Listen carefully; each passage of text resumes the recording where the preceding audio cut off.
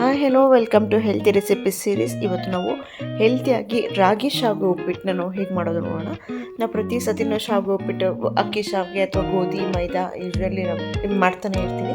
ನಾವು healthy series ಮಾಡ್ತಾ ಇರೋದ್ರಿಂದ ನಾವು ಟೇಸ್ಟಿ ಆಗಿದ್ರೂ ಹೆಲ್ತಿಯಾಗಿ ಜೊತೆಗೆ ಟೇಸ್ಟ್ನ ಕಾಂಪ್ರಮೈಸ್ ಮಾಡೋದು ಬೇಡ ಅಂದ್ಬಿಟ್ಟು ರಾಗಿ ಶಾವಿಗೆ ಉಪ್ಪಿಟ್ಟು ಮಾಡೋಣ. ಆ್ಯಸ್ ಯೂಶುವಲ್ ನೀವು ಹೇಗೆ ಶಾವಿಗೆ ಉಪ್ಪಿಟ್ಟು ಮಾಡ್ತೀರಾ, ಒಗ್ಗರಣೆ ಹಾಕ್ಕೊಂಡು ಸಾಸಿವೆ ಉದ್ದಿನಬೇಳೆ ಕಡಲೆಬೇಳೆ ಕರಿಬೇವು ಈರುಳ್ಳಿ ಮೆಣಸಿನ್ಕಾಯಿ ಇಷ್ಟನ್ನು ಹಾಕ್ಕೊಂಡು ಚೆನ್ನಾಗಿ ಮಿಕ್ಸ್ ಮಾಡ್ಕೊಳ್ಳಿ. ಫ್ರೈ ಆದ ನಂತರ ಒಂದೆರಡು ನಿಮಿಷ ಎಲ್ಲ ತರಕಾರಿನೂ ಆಫ್ ಯುವರ್ ಚಾಯ್ಸ್. ಬಟಾಣಿ ಇದೆ ಬಟಾಣಿ ಹಾಕ್ಕೊಬೋದು. ನಾನು ಕ್ಯಾರೆಟು ಬೀನ್ಸು ಆಲೂಗಡ್ಡೆ ಹಾಕ್ಕೊಂಡಿದ್ದೀನಿ. ನೀವೇನಾದರೂ ತರಕಾರಿನ ಆಪ್ಷನಲ್ ಆಗಿ ಇಟ್ಕೋಬೋದು.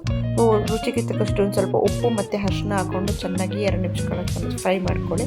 ಹೆಲ್ತಿ ಅಂತ ರಾಗಿಲಿ ಐರನ್ ರಿಚ್ ಮತ್ತು ಕ್ಯಾಲ್ಶಿಯಂ ತುಂಬ ಯಥೇಚ್ಛವಾಗಿರೋದ್ರಿಂದ ಗ್ಲೂಟಿನ್ ಇರೋದಿಲ್ಲ, ಕಂಪ್ಲೀಟಾಗಿ ಗ್ಲೂಟಿನ್ ಫ್ರೀ ಆಗುತ್ತೆ. ನಾವು ಮತ್ತೆ ಗೋಧಿ ಅಥವಾ ರವೆ ಶಾವಿಗೆ ಅಥವಾ ಮತ್ತು ಮೈದಾ ಅಂತಂದರೆ ಅದು ಮತ್ತೆ ಅನ್ಹೆಲ್ದಿಯಾಗಿ ಆಗುತ್ತೆ. ಹಾಗಾಗಿ ಇಲ್ಲಿ ಕಂಪ್ಲೀಟಾಗಿ ಹೆಲ್ತಿ ಸೀರೀಸಲ್ಲಿ ಕಂಪ್ಲೀಟ್ ಹೆಲ್ತಿ ಫುಡ್ಸ್ ನಾವು ನೋಡೋದಾದರೆ ಗ್ಲೂಟಿನ್ ಫ್ರೀ ಆಗಿ ನಾವು ಮಾಡ್ಕೋಬೇಕು. ಹಾಗಾಗಿ ಅಷ್ಟು ಬೆನಿಫಿಟ್ಸ್ ನಮ್ಮ ಹೆಲ್ತ್ಗೆ ಆಗುತ್ತೆ. ಆಮೇಲೆ ಹೊಟ್ಟೆ ತುಂಬ ನಾವು ಗಿಲ್ಟ್ ಫ್ರೀ ಆಗಿ ತಿನ್ಬೋದು.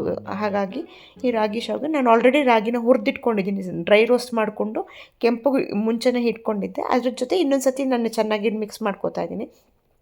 ಇಲ್ವ ನೀವು ನಾವು ನಾರ್ಮಲ್ ಉಪ್ಪಿಟ್ಟು ಥರನೂ ಮಾಡ್ಕೋಬೋದು.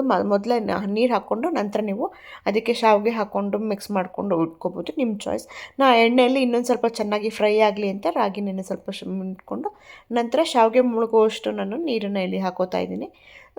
ತುಂಬಾ ನೀರು ಹಾಕಿದ್ರೆ ತುಂಬ ಮುದ್ದೆ ಆಗಿಬಿಡುತ್ತೆ. ಸೊ ರಾಗಿ ಮುಳುಗುವಷ್ಟು ಮತ್ತು ಚೆನ್ನಾಗಿ ಬೇಯುವಷ್ಟು ನೀರು ಹಾಕ್ಕೊಂಡ್ರೆ ಸಾಕು. ಸ್ವಲ್ಪ ಬಿಸಿ ನೀರನ್ನು ಹಾಕ್ಕೊಳ್ಳಿ, ಒಂದು 3/4 ಭಾಗ ಬಿಸಿನೀರನ್ನು ಹಾಕ್ಕೊಂಡು ಒಂದು ಸ್ವಲ್ಪ ತೆಂಗಿನ ತುರಿನ ಮೇಲ್ಗಡೆ ಹಾಕಿ ಚೆನ್ನಾಗಿ ಮಿಕ್ಸ್ ಮಾಡಿ ಒಂದು 2 ನಿಮಿಷಗಳ ಕಾಲ ಚೆನ್ನಾಗಿ ಅದನ್ನು ಲೋ ಫ್ಲೇಮಲ್ಲಿ ಮುಚ್ಚಿ ಇಟ್ಬಿಡಿ.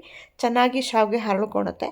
ಹಾಗಾಗಿ ಇಲ್ಲಿ ನಾನು ಎಣ್ಣೆ ಕೂಡ ಕಡಲೆಕಾಯಿ ಎಣ್ಣೆ ಬಳಸಿರೋದ್ರಿಂದ ಯಾವುದೇ ಒಂದು ಪಾಮ್ ಆಯಿಲ್ ಅಥವಾ ಪ್ಯಾಕೆಟ್ ರಿಫೈನ್ಡ್ ಆಯಿಲ್ನೂ ಕೂಡ ನಾನು ಬಳಸಿಲ್ಲ.